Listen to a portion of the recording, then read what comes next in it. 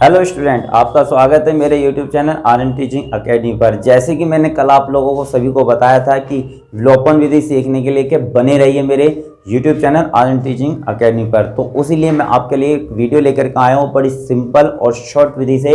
विलोपन विधि का कोई भी क्वेश्चन डायरेक्ट नहीं आता किसी भी एग्जामिनेशन में, लेकिन इस विधि के अनुसार हम बहुत सारी समीकरणों को हल करते हैं। तो आज मैं विद्यार्थियों को विलोपन विधि सिखाऊंगा, जिससे ये दो समीकरण हमने लिए हैं तो इन दो समीकरणों को किस तरह से हम सोल्व करते हैं। तो देखिए, विलोपन विधि नाम से ही पता चल रहा है, विलोपन यानी किसी चीज को गायब करना। क्या कहलाता है? गायब करना।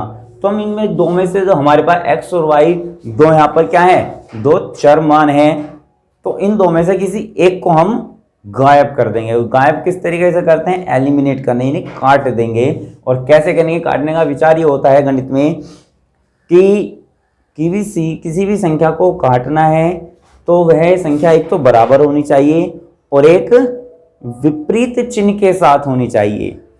जी, एक तो बराबर होनी चाहिए, दूसरी विपरीत चिन्ह के साथ होनी चाहिए। तो देखिए, यहाँ पर कोई भी संख्या जो है बराबर नहीं है और ना ही कोई विपरीत चिन्ह के साथ है, तो इसे या तो x को गायब कर लेते हैं या फिर हम y को गायब कर लेंगे। तो हमें दिखाई दे रहा है 3 को मैं 9 बना सकता हूँ इजीली।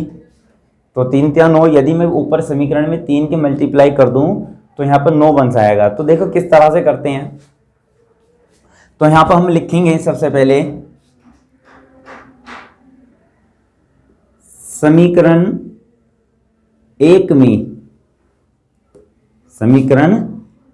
में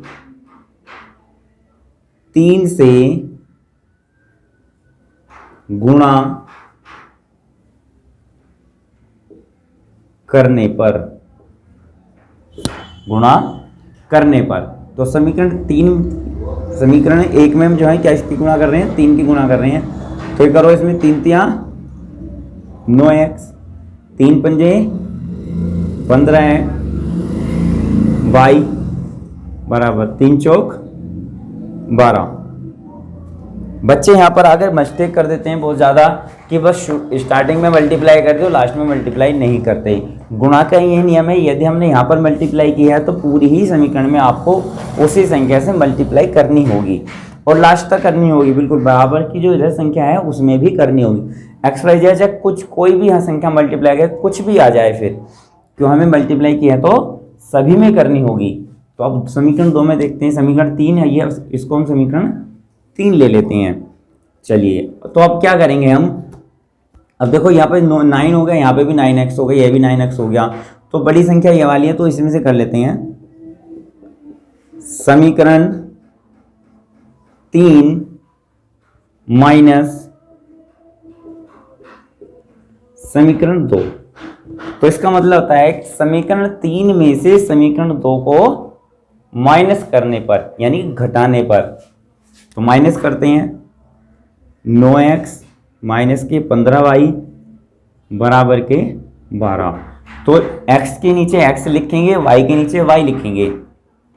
तो ये वाला 9x है कि 9x माइनस 2y बराबर 7। क्या किया हमने? माइनस करना है। तो यदि माइनस चिन्ह लगाते हैं तो चिन्ह हम क्या करेंगे, उसमें परिवर्तन कर देंगे, बदल देंगे। ये प्लस था तो माइनस हो गया, ये माइनस था प्लस हो गया, ये माइनस हो गया। ये एक रूल है, यदि हम किसी संख्या को माइनस करते हैं तो अंदर के चिन्ह बदल जाते हैं।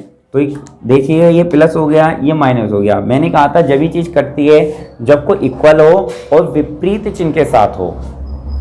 देखो 9x है और यहाँ पर प्लस है, ये माइनस है, तो मैंने क्या किया, इसको एलिमिनेट कर दिया, काट दिया।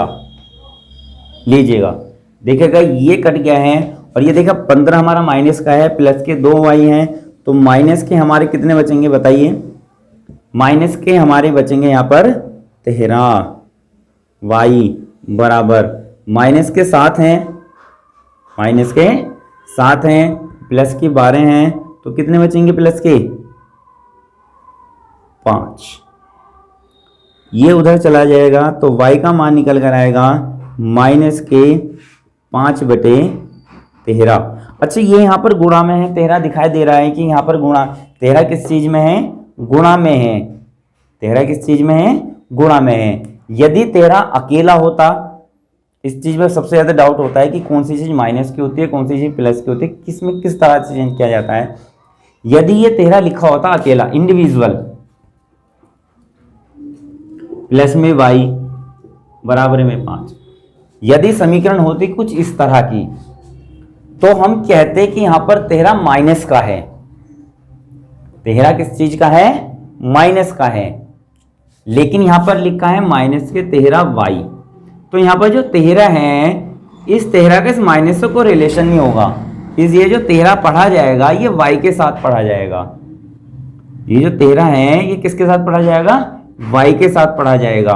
तो ये कहेंगे कि तेहरा यहाँ पर किस चीज के साथ है, गुणा के साथ है, और बीच में बराबर है। जब हम अकेले तेहरे को इधर लेके जाएंगे तो बीच बटे में क्या चला जाएगा, 5 तो ऑलरेडी था, और ये तेहरा भाग में आ गया, क्योंकि गुणा बराबर में जाकर भाग हो जाती है।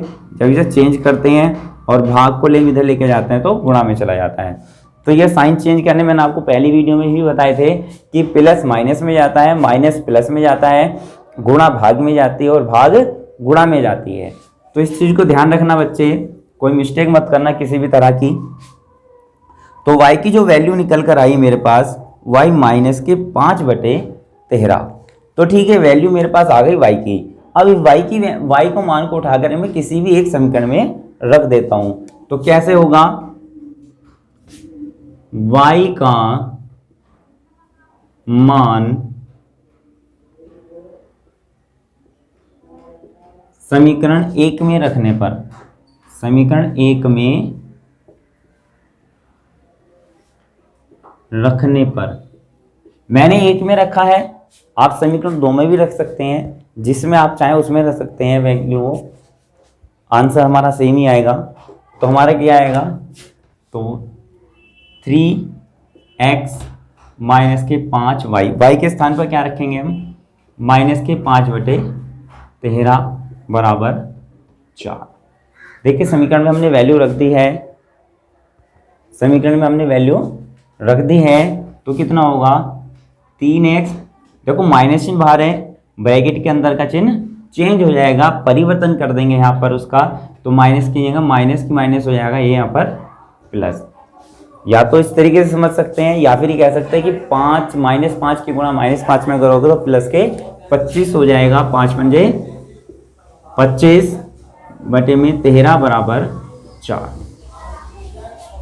ये देखिए x की वैल्यू अब आपके सामने आने वाली है, तो कैसे करेंगे कि 3x बराबर 4। अब देखिए यहाँ पर इंडिविजुअल संख्या थी, अंगणितीय संख्या है, तो पहला मान गिना जाएगा। तो कैसे, ये प्लस का था, इधर जाकर किस में हो गया, माइनस का, कि 25/13 कितना आया, 4 माइनस के 25/13। तो हम इसे एलसीएम विधि से सोल्व करेंगे, तो कितना आएगा, इसका एलसीएम कितना आया, 13। और मैंने आपको पहले बता दिया था, इतना तो हाई स्कूल के स्टैंडर्ड के बच्चों को आता ही है कि एलसीएम किस तरह से लिया जाता है।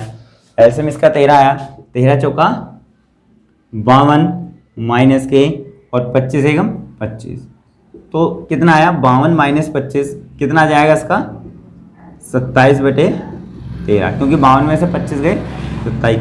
अब यहाँ पर देखिए कि ये जो 3 है x के साथ किस चीज में है, गुणा में है। मैंने कहा था जब भी हमारा अंकगणितीय संख्या किसी बीजगणितीय संख्या के साथ यूज किया जाता है तो बीजगणितीय संख्या के साइन के साथ यूज किया जाएगा। यहाँ पर इसके साथ किस चीज के रिलेशन में है, ये गुणा में है, तो यहाँ पर गुणा का पढ़ा जाएगा। ये इधर जाकर किस में चला गया, भाग में, किस में चला गया, भाग में, तो 27/13। अब 3 भाग में चला गया, लेकिन 13 यहाँ पर क्या था, भाग में ऑलरेडी था, पहले से ही 13 बैठा हुआ था, तो इसकी गुणा में आ गया 13।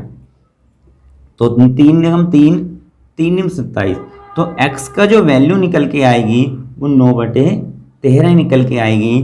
तो विलोपन विधि से हमने क्या देखा कि x का जो मान है वो हमारा 9/13 है और 9/13 है। देखो y का मान ये रहा, x का मान ये रहा, ये हमारा क्या नहीं हो गया है, ये हमारा आंसर हो गया। यही विलोपन विधि है। विलोपन विधि को ज़्यादा आपको डिफिकल्ट नहीं लगी होगी, मेरा मानना है कि देखो विलोपन विधि में ज़्यादा कुछ नहीं है, बस आपको समीकरण बैलेंस करनी आनी चाहिए कि आपने समीकरण किस तरह से बैलेंस की है।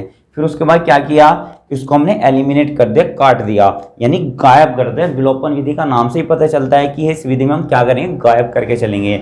और गायब किस तरह से होता है गणित में कि या तो वो संख्या जो है इक्वल होगी और साथ में उसके साथ क्या होगी, विपरीत चिन्ह के साथ होगी। तो वही क्या, मैंने पहले इक्वल किया, इक्वल करने के बाद मैंने उसको विपरीत चिन्ह के साथ रखा और जो हमारा y निकल के आया वैल्यू की वैल्यू निकाल दी। व्यय का जो वैल्यू निकल के आए वो किसी भी समीकरण में आप यूज कर सकते हैं। वैल्यू को पुट कर दीजिएगा आप इसमें, तो इसमें रखने के बाद हमने उसको सिंपल कैलकुलेशन है जो आप कक्षा 6 में सीख करके आए हैं। कैलकुलेशन, सिंपल कैलकुलेशन हमने यूज की है और हमने आपके सामने आंसर आ गया है। x का मान 9/13 है और y का मान -5/13 है। तो इसी तरीके से आप विलोपन विधि कर सकते हैं। और ये विलोपन विधि कि यदि आपको और क्वेश्चन सीखने हैं, यदि आप और क्वेश्चन सीखना चाहते हैं तो बने रहिए मेरे YouTube चैनल पर और कमेंट करना ना भूलिए। और यदि आपको हमारी वीडियो अच्छी लगी तो लाइक करें, शेयर करें और हमारे चैनल पर सब्सक्राइब करना मत भूलिएगा और बेल आइकन ज़रूर प्रेस करना ताकि इस तरह की और वीडियो की नोटिफिकेशन आपको मिलते रहे। Thank you.